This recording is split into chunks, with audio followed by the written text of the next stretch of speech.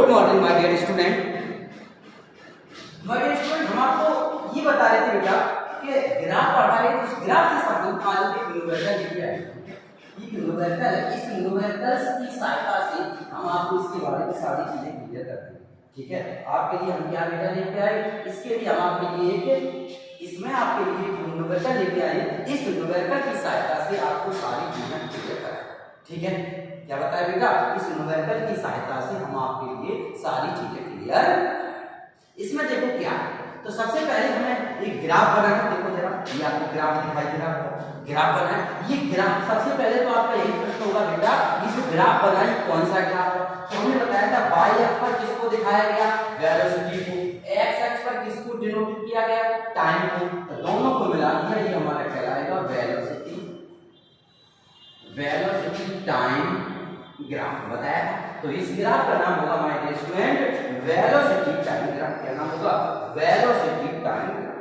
ठीक है, velocity time graph. इस ग्राफ का ये जो हमारा यहाँ पर ग्राफ बना है, इस ग्राफ का जो नाम होगा वो होगा वेलोसिटी टाइम ग्राफ। ठीक है, वेलोसिटी टाइम ग्राफ इस ग्राफ का नाम। यहाँ तक क्लियर है। अब हमें निकालना क्या है, सबसे पहले जो हमारा फर्स्ट पॉइंट है, फर्स्ट पॉइंट पर हमें ये निकालना है acceleration point A and B. हमें क्या करना है माय डियर स्टूडेंट, हमें पॉइंट ए एंड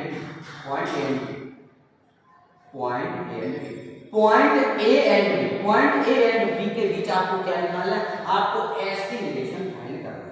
याद है आपको, तो आपको मैं बताया था माय डियर स्टूडेंट कि जब भी आपको एक्सीलरेशन निकालो हम क्या निकालते हैं, टेंजेंट। क्या निकालते हैं, टेंजेंट निकालते हैं। टेंजेंट आपको मैं बताया था, टेंजेंट हम कैसे निकालते थे। तो हमें किसके बीच में निकालना है, point A and point B.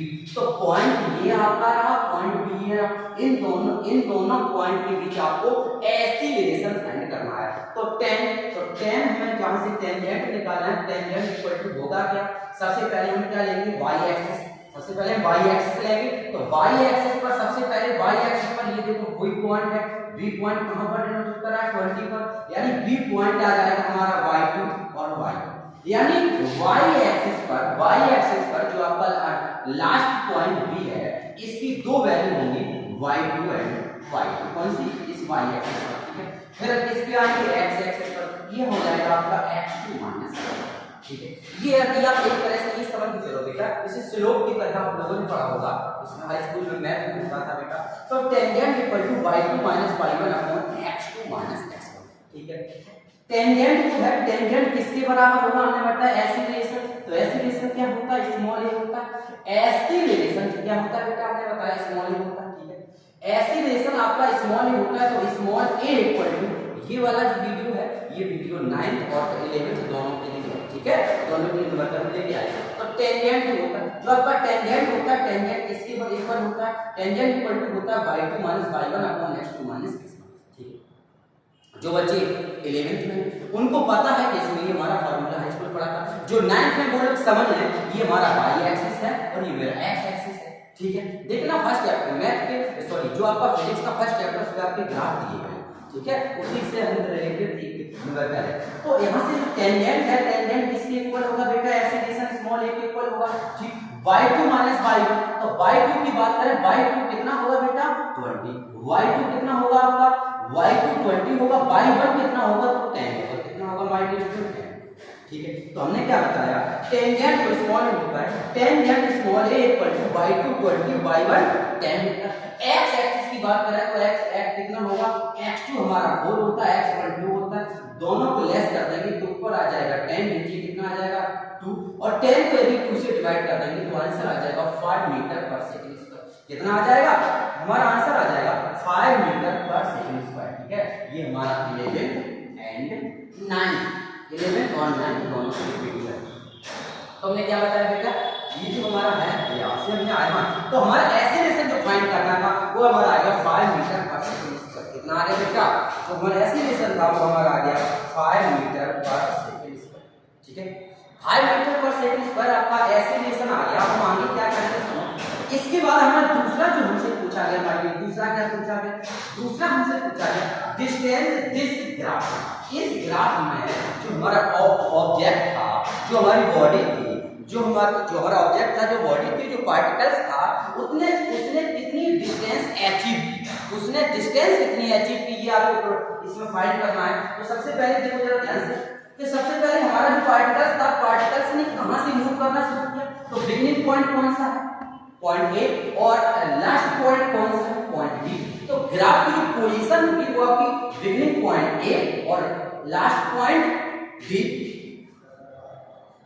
Last point beginning point A और लास्ट पॉइंट डी, इन दोनों पॉइंट के बीच में आपको क्या करना है, इन दोनों पॉइंट के बीच में आपको डिस्टेंस फाइंड करनी है। क्या फाइंड करना है बेटा, डिस्टेंस। सही है। इन दोनों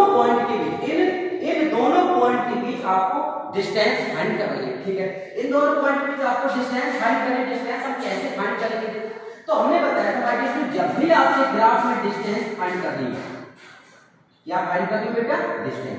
जब भी आपको ग्राफ दिया जाए और उस ग्राफ में आपसे ये कहा जाए कि इस ग्राफ में आपसे डिस्टेंस फाइंड करनी है, तो एक बात याद रखना, जो ग्राफ होगा उस ग्राफ का आप क्या निकालेंगे, एरिया। तो डिस्टेंस इक्वल टू क्या हो जाएगा, एरिया। किसका, ग्राफ। ठीक है, उस ग्राफ का हम क्या निकाल देंगे बेटा, एरिया निकाल देंगे और हम डिस्टेंस फाइंड कर सकते हैं। ठीक है, चलो इधर देखो जरा ऐसे। तो हमें क्या फाइंड करना है, डिस्टेंस फाइंड करनी है। डिस्टेंस फाइंड करनी तो हम एरिया फाइंड करेंगे। एरिया फाइंड कैसे करेंगे, देखो। तो सबसे पहले मेरे यहाँ पर तीन तरह के फिगर आपको शो हो रहे होंगे। देखो हमारे यहाँ पर फिगर दिखाई दे रहे हैं। ठीक है, अब एक फिगर इस तरह, ऐसा इस तरह, दो तरह के फिगर बन रहे हैं, दो फिगर। तो इसका हमें एरिया निकालना है। एरिया हम कैसे निकाल सकते हैं बताएं। अगर ये लाइन यहाँ से अलग अलग है तो देखो एरिया देखना कैसे फाइंड करते हैं। एरिया फाइंड करने के लिए क्या करेंगे, देखो इसको यहाँ से अटैच कर दें, इसको यहाँ से अटैच कर करके, बहुत ध्यान से समझना, अटैच कर दिया। इसके बाद हमारा जो पॉइंट है इसको यहाँ से अटैच कर दो। तो मेरे पास तीन तरह के फिगर 1, फिगर 2, फिगर 3 और फिगर 4। ठीक है, हमारे पास चार तरह के फिगर क्रिएट हो गए बेटा। चार तरह के फिगर क्रिएट हो गए। जो आपका फिगर 1 है, जो आपका फिगर 1 है, ये आपका रेक्टेंगल आएगा, सॉरी ट्रायंगल। ठीक है, ये आपका ट्रायंगल कहलाएगा। पॉइंट जो आपका फिगर 1 है, इसका हम ट्रायंगल का एरिया निकालेंगे। दूसरा रेक्टेंगल का एरिया निकालेंगे, ये भी हमारा रेक्टेंगल का एरिया निकलेगा और ये हमारा ट्रायंगल का एरिया निकलेगा। ठीक है, तो चारों फिगर के एरिया निकाल के यदि ऐड कर दें तो हम डिस्टेंस फाइंड कर सकते हैं। क्या बता बेटा, डिस्टेंस फाइंड कर सकते हैं यदि चारों का एरिया निकाल के ऐड कर दें। तो सबसे पहले निकालते हैं फिगर नंबर 1 का। ये हमारा क्या है बेटा, एक रेक्टेंगल है, और रेक्टेंगल का एरिया हम कैसे फाइंड करते हैं, 1/2 बेस एंड हाइट होता है। 1/2 इनटू बेस इनटू हाइट। तो 1/2 बेस कितना है, देखो तो 0 से 4 है। देखो जरा ये जो पॉइंट भी है, पॉइंट भी अगर यहां से देखें फिगर, तो ये हमारा 0 से 4 है। 0 से 4 है तो ये हमारा कितना होगा, माय डियर 4 होगा। तो 1/2 इनटू बेस कितना है, 4। और हाइट की अगर बात करें, हाइट कितनी होगी, देखो 10 से 20। तो हाइट कितनी होगी, 10 से 20 हाइट कितनी होगी, 10 प्लस ये दूसरा फिगर है। इस दूसरा फिगर का क्या होगा बेटा, 0 से 10 यानी 10 इधर हो गया, 0 से 4 4 हो गया। और ये रेक्टेंगल है, रेक्टेंगल का एरिया 4 × 10 प्लस इसके बाद जो हमारा थर्ड फिगर है, इसका क्या होगा बेटा, देखो 0 से 20 इधर 20 होगा, 4 से 10 देखना, 4 से 10 कितना होगा, 6। तो ये हो जाएगा मेरा 6 × 20। कितना हो जाएगा, 6 × 20 प्लस ये जो लास्ट में एक ट्रायंगल दिख रहा है, इस ट्रायंगल का एरिया हम कैसे निकालेंगे, देखो ये हमारा हो जाएगा बेटा 1/2। अगर हम बेस की बात करें तो देखो 10 से कितना है, 12। 10 से 12 है तो बेस कितना हो गया, 4। और ये 0 से 20, देखो ये 0 से 20 है तो देखो 20 के सामने आएगा बेटा। 0 से 20 अगर ये है तो 20 ये भी होगा। तो ये हमारा पॉइंट कितना हो जाएगा, 12। ठीक है, अब इसको सॉल्व करने को क्या होगा, सॉल्व करने से 2 से अगर 4 को डिवाइड करोगे तो 2 आएगा, 2 को 4 से डिवाइड करोगे तो 2 आएगा। अगर इसको ऐड कर दोगे तो 2 × देखो 2 × 10 = 20 प्लस 4 × 10 = 40 और 20 × 6 = 120 और ये हमारा कितना हो गया, 20 × 4। ठीक है, सबको ऐड कर दो, क्या कर दो, सबको ऐड कर दो। ठीक है, 40 प्लस 40 80 प्लस 20 100 प्लस 112 = 220। सही है, 220 मीटर। ठीक बेटा, तो क्या बताया बेटा हमने बताया ये जो आपका ग्राफ है, इस ग्राफ में जो एरिया पूछा गया था, इस ग्राफ में आपसे जो एरिया फाइंड करने के लिए बोला गया था, तो इस एरिया का जो आपका सेकंड क्वेश्चन था माय डियर स्टूडेंट, ये डिस्टेंस आपको ग्राफ फाइंड करनी थी। तो डिस्टेंस ने कितनी अचीव की? डिस्टेंस ने 220 मीटर वैल्यू। क्लियर, समझ में आया? 220 मीटर की उसने क्या, उसने वैल्यू फाइंड की इस फिगर से। क्लियर है? 220 मीटर की यहां से वैल्यू फाइंड की इस फिगर से। ठीक है, अब इसके बाद हमसे क्या पूछा माय डियर स्टूडेंट? इसके बाद हमसे पूछा इंटरवल। आपको इंटरवल फाइंड करना है कि